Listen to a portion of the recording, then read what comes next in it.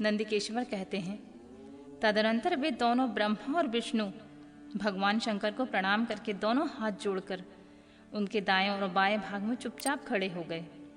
फिर उन्होंने वहां साक्षात प्रकट पूजनीय महादेव को श्रेष्ठ आसन पर स्थापित करके पवित्र पुरुष वस्तुओं द्वारा उनका पूजन किया। दीर्घकाल तक अविकृत भाव से सुस्थिर रहने वाली वस्तुओं को पुरुष वस्तु कहते हैं तथा अल्पकाल तक टिकने वाली शंखभंगुर वस्तुएं प्राकृतिक वस्तु कहलाती हैं। इस तरह वस्तुओं के दो भेद जानने चाहिए। किन पुरुष वस्तुओं से उन्होंने भगवान शिव का पूजन किया यह बताया जाता है।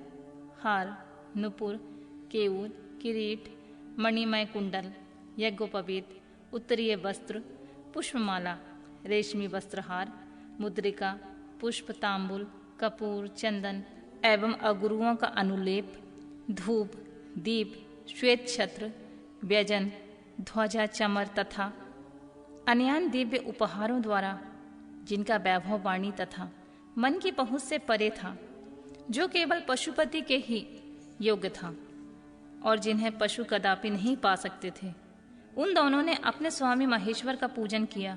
सबसे पहले वहां ब्रह्मा और विष्णु ने भगवान शंकर की पूजा की। इससे प्रसन्न हो भक्ति पूर्वक भगवान शिव ने बड़े नम्र भाव से खड़े हुए उन दोनों देवताओं को मुस्कुराकर कहा, पुत्रों, आज का दिन एक महान दिन है। इसमें तुम्हारे द्वारा जो आज मेरी पूजा हुई है, इससे मैं तुम लोगों पर बहुत प्रसन्न हूँ। यही कारण है कि यह दिन परम और पवित्र महान से महान होगा। आज की यह तिथि शिवरात्रि के नाम से विख्यात होकर मेरे लिए परम प्रिय होगी। इसके समय में जो मेरे लिंग, निराकार अंग, आकृति से रहित निराकार स्वरूप के प्रतीक, वैर, सकल साकार रूप के प्रतीक विग्रह की पूजा करेगा, वह मनुष्य जगत के सृष्टि और पालन आदि कार्य भी कर सकता है। जो शिवरात्रि को दिन रात निराहार एवं जितेंद्रिय रहकर अपने शक्ति के अनुसार निश्चल भाव से मेरी यथोचित पूजा करेगा, उसको मिलने वाले फल का वर्णन सुनो। 1 वर्ष तक निरंतर मेरी पूजा करने से जो फल मिलता है, वह सारा फल केवल शिवरात्रि को मेरा पूजन करने से मनुष्य तत्काल प्राप्त कर लेता है। जैसे पूर्ण चंद्रमा का उदय समुद्र की वृद्धि का अवसर, उसी प्रकार यह शिवरात्रि तिथि मेरे धर्म की वृद्धि का समय है।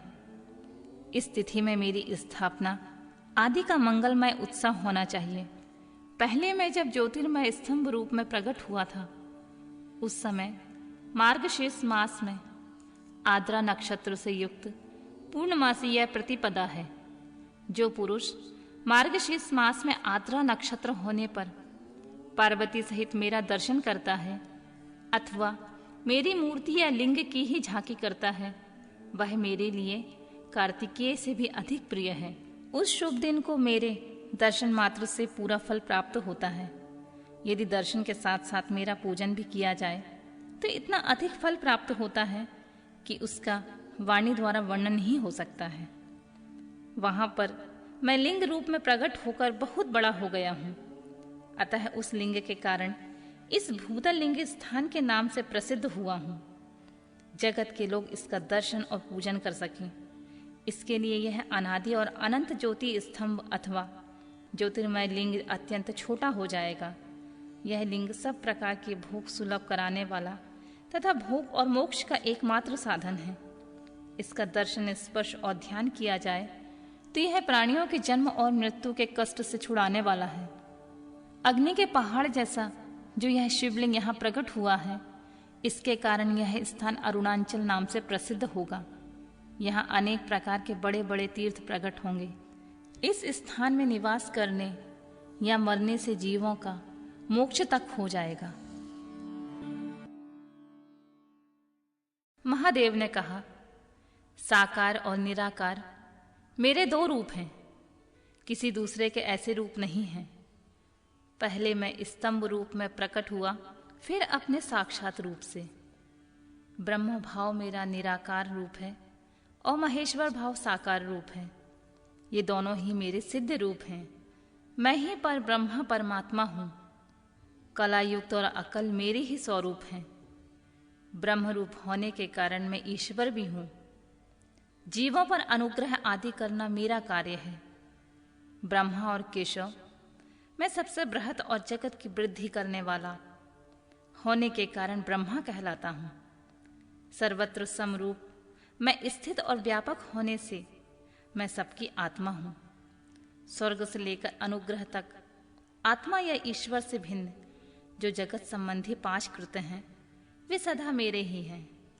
मैं अतिरिक्त दूसरे किसी के नहीं हैं, क्योंकि मैं ही सबका ईश्वर हूं। पहले मेरी ब्रह्म रूपता का बोध कराने के लिए निराकार लिंग प्रकट हुआ, फिर अज्ञात ईश्वर तत्व का साक्षात्कार कराने के निमित्त में साक्षात जगदीश्वर का ही सकल रूप में तत्काल प्रकट हो गया। अतः उसे ही मेरा सकल रूप जानना चाहिए, तथा जो यह मेरा निराकार स्तंभ है वह मेरे ब्रह्म स्वरूप का बोध कराने वाला है। यह मेरा ही लिंग है। तुम दोनों प्रतिदिन यहाँ आकर इसका पूजन करो। यह मेरा ही स्वरूप है और मेरे सामीप्य की प्राप्ति करने वाला है। लिंग और लिंगी के नित्य अभेद होने के कारण मेरे इस लिंग का महान पुरुषों को भी पूजन करना चाहिए। मेरे एक लिंग की स्थापना करने का यह फल बताया गया है कि उपासकों को मेरी समानता की प्राप्ति हो जाती है। यदि एक के बाद दूसरे शिवलिंग की स्थापना कर दी जाए तब तो उपासक को फलस्वरूप से मेरे एक साथ एकत्व सामुज मोक्ष के रूप में फल प्राप्त होता है। प्रधानतः शिवलिंग की ही स्थापना की जानी चाहिए। मूर्ति की स्थापना उसकी अपेक्षा गौण कर्म है। शिवलिंग के आभाव में सब ओर से सवेर अर्थात मूर्ति युक्त होने पर भी